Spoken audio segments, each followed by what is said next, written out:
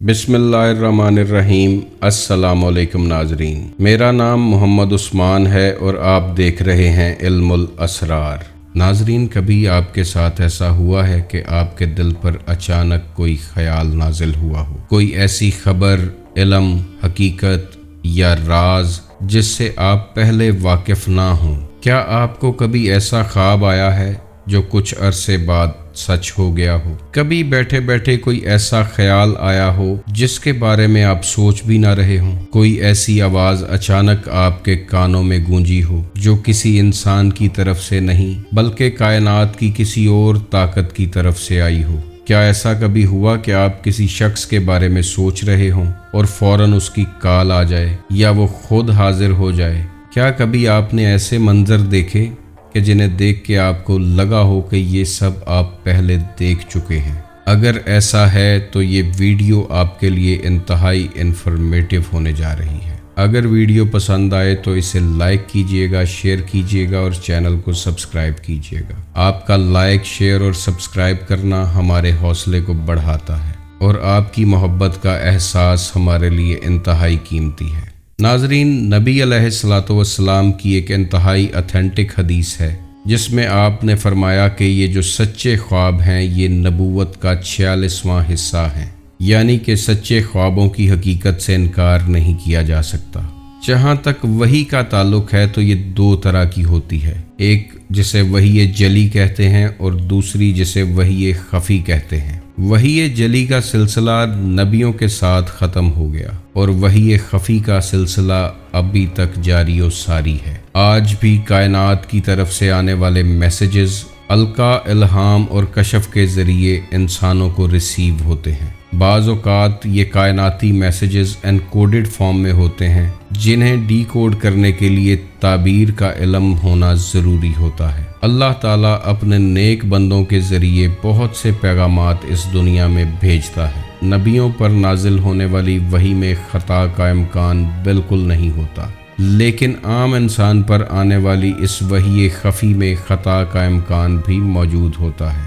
Sometimes इंसान इन पैगामात के बारे में मुख्तलिफ क़यास आराइयाँ करता है लेकिन उन पैगामात के असल मकसद तक नहीं पहुँच पाता। नाजरीन, जहाँ तक लफ्ज़ कशफ का ताल्लुक़ है तो इसका मतलब है पर्दा उठाना, और रूहानियत में ये लफ्ज़ ऐसे अमूर से पर्दा उठाने के लिए इस्तेमाल किया जाता है जो ज़ाहरी आँखों से गायब हैं। कशफ के ज़रिए इंसान मुस्तक़बिल करीब में होने वाले वाक़यात के बारे में पहले से जान लेता है। दूसरे अल्फाज में किसी पर्दे वाली चीज़ का बेपर्दा हो जाना कशफ है। कशफ एक ऐसी रूहानी ताकत है जो आपको अंधेरों में देखने के काबिल बनाती है। अब बात यह है कि ये कशफ हासिल कैसे होता है। तो जब कोई इंसान मार्फत इलाही की सीढ़ी चढ़नी शुरू करता है, अल्लाह की तलाश में अपने आप को गुम कर लेता है, इंसान का अव्वलीन मकसद सिर्फ अल्लाह की रज़ा और खुशनुदी हासिल करना बन जाता है। वो अल्लाह के फ़ज़ल को पुकारता है और सिराते मुस्तकीम पर चलना शुरू करता है, तो इस मकाम पर अल्लाह उसे मुख्तलिफ़ इनामात से नवाजता है। जो इनामात उसे दिए जाते हैं उनमें से एक का नाम कशफ भी है। कशफ हासिल होने के बाद इंसान एक ख़ास और मुकर्ररा हद तक कायनात में मौजूद अल्लाह की निशानियों का मुशाहिदा करता है, क्योंकि इस शख्स को बसारत के साथ साथ बसीरत भी अता हो चुकी होती है। वो ऐसी चीज़ों को देखने लगता है कि जिन्हें ज़ाहिरी आँख नहीं देख सकती। नाजरीन, कुरान पाक की तरफ चलें तो कुरान पाक में अल्लाह फरमाता है कि या रसूल अल्लाह, अराबी कहते हैं कि हम ईमान लाए, इनसे कह दीजिए कि तुम ईमान नहीं इस्लाम लाए। मोमिन तब बनोगे जब अल्लाह का नूर तुम्हारे दिलों में उतरेगा। तो जब इंसान इस मकाम पर पहुंचता है कि अल्लाह का नूर दिल में उतर जाए तो उस इंसान को जो ख़ास बिनाई अता की जाती है उस बिनाई का नाम कशफ है। इसीलिए हुजूर सल्लल्लाहु अलैहि वसल्लम का फरमान है कि मोमिन की फरासत से डरो कि वो अल्लाह के नूर से देखता है। तो जो शख्स अल्लाह के नूर से देखने के काबिल हो जाए वो नूर के ज़रिए बहुत कुछ देखता है। नाजरीन, कशफ की मज़ीद तफसील में जाएं तो ये भी दो तरह का होता है। एक कशफ इख्तियारी होता है जो इंसान के अपने कंट्रोल में होता है, وہ جب چاہتا ہے حالت کشف میں جاتا ہے اور کسی بھی چیز کی انفارمیشن اس کے دل پہ نازل ہونا شروع ہو جاتی ہے، جبکہ دوسرا کشف غیر اختیاری ہے۔ یہ کشف ہر وقت جاری رہتا ہے اور کسی بھی وقت انسان کو پیغامات الہی ریسیو ہونا شروع ہو جاتے ہیں۔ اس غیر اختیاری کشف پر انسان کا اپنا کنٹرول نہیں ہوتا۔ کشف ایک ایسی باطنی آنکھ ہے جو اللہ کے نور سے روشن ہوتی ہے۔ آج بہت سے لوگ اس بات کا دعویٰ کرتے ہیں کہ وہ صاحب کشف ہیں، تو صرف ایک ہی پیمانہ ہے کہ جس سے دیکھا جا سکتا ہے کہ ان کے پاس پیغامات الہی آتے بھی ہیں یا نہیں، اور اگر آتے ہیں تو وہ پیغامات رحمانی ہیں یا شیطانی ہیں۔ اگر تو انسان کا اٹھنا بیٹھنا سونا جاگنا کھانا پینا احکامات الہی کے مطابق ہے اور وہ انسان دنیا اور دنیا کی کسی چیز کا طلبگار نہیں ہے، بارگاہ الہی میں مکمل طور پر سرنڈر کر چکا ہے، اپنی تمام خواہشات کو چھوڑ کر صرف قرب الہی کی خواہش کرتا ہے اور اس کا کردار بتاتا ہے کہ وہ طالب حق ہے، تو پھر اس کی طرف آنے والے پیغامات رحمانی ہیں۔ اور اگر کوئی شخص دنیا کا طلبگار ہے، خواہشات کا غلام ہے، نفس کے تابع ہے، تو بے شک اس کے پاس آنے والے پیغامات شیطانی ہیں اور وہ صاحب کشف نہیں ہو سکتا۔